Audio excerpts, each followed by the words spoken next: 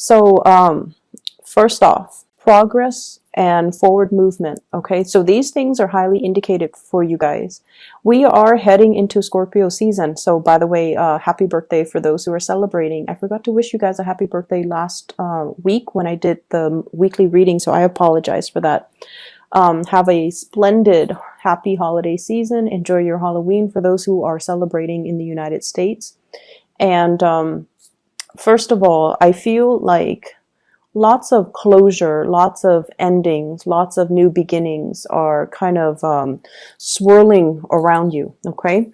And basically what this means is take lessons from the past, move on forward, and, incorporate those lessons into future relationships, future work endeavors, future plans that you have going for yourself. Because everything that you've lived through, I feel like it has to happen in that specific order. And while you were going through it, it felt quite painful and you don't really understand why it's happening to you.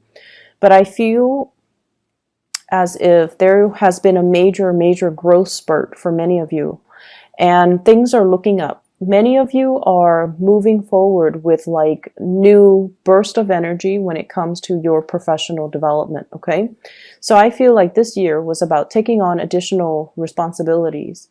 It forces you out of your comfort zone and it forces you to kind of like take initiative. Gone are the days where you just kind of sit back and wait for things to fall on your lap, like projects, clients, opportunities.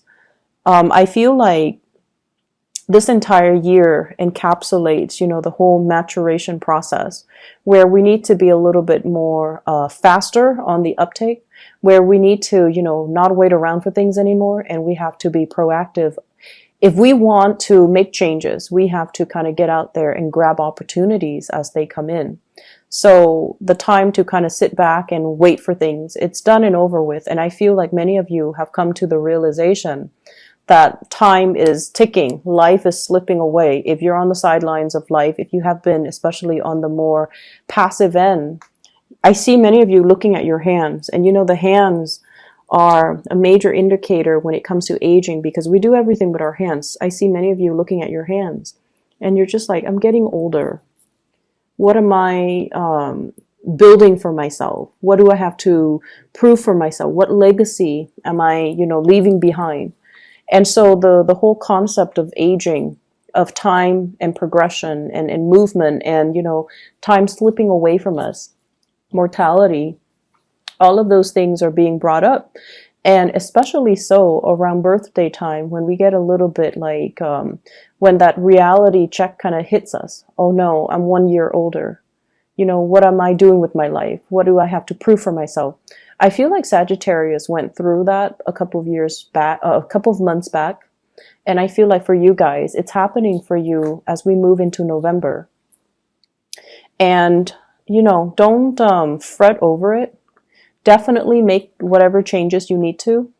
But I feel like the whole entire year has prepared you for this moment in time where it's really forcing you out of your comfort zone. It's forcing you to socialize. It's forcing you to take initiative and steer your life in the direction that you want. We can't sit on the sidelines anymore watching life kind of slip away, okay? So that's the first message. I feel there is another message coming into the picture. And with hard work comes rewards, okay? I mean, it's just the way that energies work. And in a way, we could think of it as karma. We can think of it as paying it forward. We can think of it as our just rewards. Or even some people might not even believe in that. And they're just like, through the sheer strength of my will and determination, I'm going to make things happen. And that's fine. But I feel like, energetically, what we put out to the universe is what we get back. So if you want to put in 10% of the work, you're getting back 10% of the rewards. If you want to expedite the process and, put in 110%, then that's what you're getting back. And this is the month where you are going to see things coming back full circle. Okay? Just rewards coming to the ones that have earned it, that have worked hard for it. And so it's a really pleasant energy. It's like what goes around comes around. There is a sense of nostalgia as you reminisce about the past, people from the past, relationships from the past. And I feel like don't dwell too long and too much in that memory lane process, okay? Don't walk down memory lane. Life moves forward, and I feel like you're closing out a cycle and you need to advance forward. So let me talk about your love reading. First of all, this is the energy that you bring to the table. This is a really good card. We have the Emperor. This is a person, well, the people see you as this person. You embody this energy. Your love interest, your partner sees you as this. This is somebody who takes care of business. Okay? No matter what happens around you, you're very, very calm and collected and very stable. And whatever chaos is happening around you, you handle it with a lot of ease, okay? So from an outsider's perspective looking in, you're reclining and you're relaxed and you look into the future. You're not looking into the past.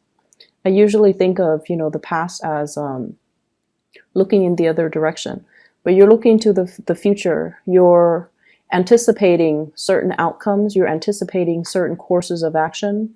You're anticipating, like, everything that I've worked up to now. This is how it's going to play out for me for the next few years.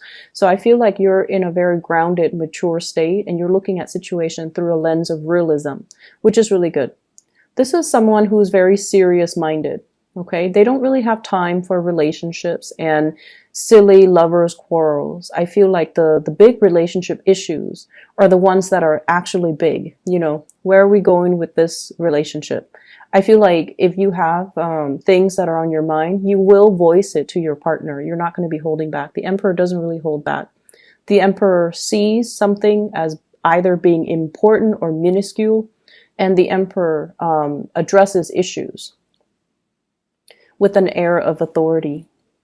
So some of you are business owners. Some of you employ other people. Some of you manage people, supervise people, and you have people doing the work for you. So you might be monitoring their progress. So they see you as someone who is very stable, very apt. And some of you, even though you're single, people around you think that you're married or think that you're in a relationship or think that you're slightly out of reach and intimidating. Okay, so project more of the friendly vibe. I feel like for many of you, the past few months, you have really buried yourself in the work arena to kind of get over, to learn things, to master your craft and your skills, to hone in on your skills. But I feel like there has been some recent disappointments in relationships. And you use work kind of like as a therapy to get away, to kind of forget, okay? So you might have turned into a workaholic mainly to not think about, some disappointments in your love life. How your partner feels about you. This card can go one of two ways. This is what I call the heartbreaker. Somebody who has recently broken up with somebody and is still mulling over that past relationship. Someone who's dealing with regrets. Or they see you as a heartbreaker, somebody who breaks hearts, who goes around and, dates many people, dates many beautiful, beautiful women, or date many good-looking men, and breaking hearts all over the place. Not that you're a player, not that you're running around on people, but I feel like you're looking for love and you want somebody that meets certain standards and criteria. The Emperor looks for his or her counterpart, which is the Empress. So I feel like you have high standards and certain expectations about who you want to incorporate into your household, into your dating life, and who you don't want to. So when you're going around meeting a lot of, just attractive people, but they don't really have a lot of substance, you're not really going to go with it, okay? I feel like with many, many Scorpios, the people that you're dating, they don't have to be the most beautiful, attractive people, but they have to have something admirable about them, something interesting, something going on in their lives. They can't just be, you know, the trophy wife, the trophy husband, the trophy eye candy. That's not going to do it for you long term, and you're aware of that too, because you want something substantial and you want a deep connection and you want somebody who's on your same level. So I feel like you guys, if it were just, you know, a fling, a one night stand, a short term relationship, it doesn't matter who you date. But if it's somebody that you take home to meet the parents, that you introduce around your friends, that you bring and incorporate into your household, that you plan a future with, you're not going to be dating somebody who's just eye candy. You have a few people that are around you that are like this, you know, a little bit more on the superficial end, wanting superficial conversations and relationships. And I see you looking at that and kind of saying no to it, giving them kind of, you know, taking a step back from them just so they don't get mixed messages, and doing you, like focusing on yourself, focusing on your work and your financial situation. But I definitely feel for many of you, you've come out of some bad relationships or some bad situations, and you're trying to get your life in order. I have the Wheel of Fortune, and this is, you know, things coming back around. So be careful about exes. The energy of exes coming into the picture, ruminating about the past, wondering about, you know, what ifs, with past energies. Okay. Lesson learned, move forward. Okay. The person that you're dealing with, this can be a partner or this can be somebody that is interested in you. And I feel there is somebody interested in you. We have here the Six of Pentacles. This person is very, very, very kind. Okay, this is a card about generosity. Somebody who thinks about other people, who does things just intuitively to make the situation better for other people. And it's somebody who has a sense of social awareness. Okay, they give to the poor, they give to the homeless, they take care of dogs at shelters, they care about the environment, they care about, you know, climate change, they care about pollution. Like, they care about the bigger picture and the overarching, you know, problems that plague humanity. So they have a lot of love for mankind. So this is someone who's very generous with their time, their resources, and their whatever they do, they think about other people. So you're dealing with someone who has a really, really good heart. They're making the way that you feel about them. They're making a lot of great strides in their life. This is like leaps and bounds above expectations. You're meeting somebody that you find to be very impressive after a series of dates or meetings with people who are very mediocre and superficial. You're finally meeting somebody who's actually, you know, leaps and bounds above your expectations. And this person sees you as the emperor.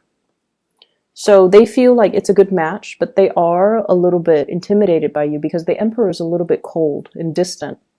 And he or she, you know, your embodiment as this is, you're a little bit of a loner. You like your space. You like your me time. Scorpios love their me time. You like your territory. You like the comforts of your personal space. And so they don't want to solicit you to go out too much because they don't want to deal with the rejection. And I also feel like they want to get to know you. They want to reach out. They want more communication, and they want to be able to come see you. And I feel like you know this person is interested in you. Because Scorpios, you guys just know, you read people really well. You pick up energies. You're very intuitive. Many of you are very psychic. So you get these hunches that this is a person that, you know, is your equal. And there's going to be opportunities here coming in this week for you to meet somebody amazing. And to allow the communication to start. But I feel like they're initiating the conversation. If you're interested, it's kind of like the ball's in your court to get things moving. Okay? Because once again, the emperor, he observes, he doesn't speak much, but he observes and he sees everything. So I feel like nothing is really going undetected in your world, and you know where the other person stands. They're a really, really nice person. Some of you are just at a point where you're okay with not dating, and this person is coming at you and you don't want to lead them on. Okay, so you're trying to do the right thing, which is fine. The person is very nice. It's a really kind-hearted type of a person. And so they deserve the best. They deserve, if you're not interested, they deserve to know. But I feel like it can be a really good union here. But I feel some of you are still dwelling on some things from your past, some emotional hang-up, some disappointment, and you might not be ready to date just yet. And then for others, those in relationships, your partner is heading into some major financial wave. Okay, so they're able to get a lot of achievements in the world. They're able to land good jobs. They're able to like be very financially stable. So I feel like that's going to help the relationship. In other areas of your life, what we have here is Seven of Cups. The Seven of Cups deals with ideas, dreams, fantasy, okay? Plans that are half-baked. They're still being thought out. They're not in the implementation stage just yet. They're still being thought over, being mulled over. You're still doing the blueprint. You're still trying to lay out, everything that needs to, where everything needs to go. I feel for many of you, you're looking at accounting, like QuickBooks come to mind, as well as Excel spreadsheets. You're itemizing things. And I feel for many of you, you're already preparing for tax season. So you're itemizing things, you're putting things away, you're thinking about, assets, you're thinking about liabilities, you're thinking heavily about some type of financial disclosure. So you're allocating certain funds for certain things. You're allocating, it's like budgeting, going through a budget, creating a spreadsheet for yourself so that you can figure out how much do I have to spend, or how much money can I allocate towards vacation? How much can I spend every week without going over my budget? So you're doing something along those lines where it is all about financial planning and financial accounting, like just accounting overall. So this week is, I feel like, it's not like overly busy, but it deals with some important things that you're trying to get moving in your life in a positive direction. We also have here the Two of Wands, and this is the first card that fell out. The Two of Wands usually indicates some type of travel, some type of movement, having some plans, and then bringing it out into the world. Letting the world see, letting, everyone see what you're up to, and showing the world some plans or ideas that you have kept hidden, okay? So the Two of Wands, this is the implementation. But I feel things are a little bit premature, so you might want to go back to the drawing board and to redo them and to discuss them further. And we also have the Chariot here. This is a card about great strides and success. I feel like many of you, somebody significant to you is headed into like a lot of success, okay? So it's like I see here a couple, Two of Wands, the Chariot, moving in the same direction, achieving a lot of success, moving into a space where they are both, trying to, they're both kind of like on the same level. So if one person has been rightfully employed and then the other person is underemployed, the underemployed person is finally catching up. So income levels, power dynamics in relationships are really balancing out. And then I also feel like lots of success coming into the picture for you. Clients, people calling you, emailing you, contacting you as well. Can you do this? Can you do that? So you have a lot of options, a lot of choices to choose from. Which project do I take? Which one do I do first? And you're kind of in high demand. So multiple people can come to you. Can you do this? Can you do that? Can you help me with this? Not that they're not paying you, but I feel like it's a part of your responsibilities. But you have many, many options that are on the table for you. For some of you as well, there are plans here with the Hierophant, family planning, wanting to expand the family unit, wanting to get into a bigger house. I'm seeing for some of you, getting into like, so for example, you're thinking about getting into a bigger house first before you have a child. I also feel as well, family planning, and that also includes you know, if mom and dad are getting older, do we move them into a retirement home, or do we take care of them? So I feel like some of you might be dealing with elderly parents, elderly grandparents, that you are having to kind of take care of, having to, they're a little bit more reliant on you, and they're going to tell you about, you know, what their plans are when it comes to retirement, or when it comes to them getting older and they're no longer as mobile and agile as they used to be. And what are the contingency plans? Like, do they want to go to a home? Do they want you to take care of them? So lots of family planning in general, estate planning too, coming into the picture. And so all these ideas, all of these plans are percolating around you. But in terms of being able to do anything about them, I still feel like your plans are being held up by other people. Okay? So it's like calling the client and then waiting for feedback, playing phone tag, and not being able to make a move, not being able to see that financial payout just yet. And so, and even if, you know, you're doing family planning and you're doing estate planning, you're still waiting on the final okay from the estate representative, from the grandparents, from the elderly parents, for example, and it's still being discussed. Nothing is really finalized just yet.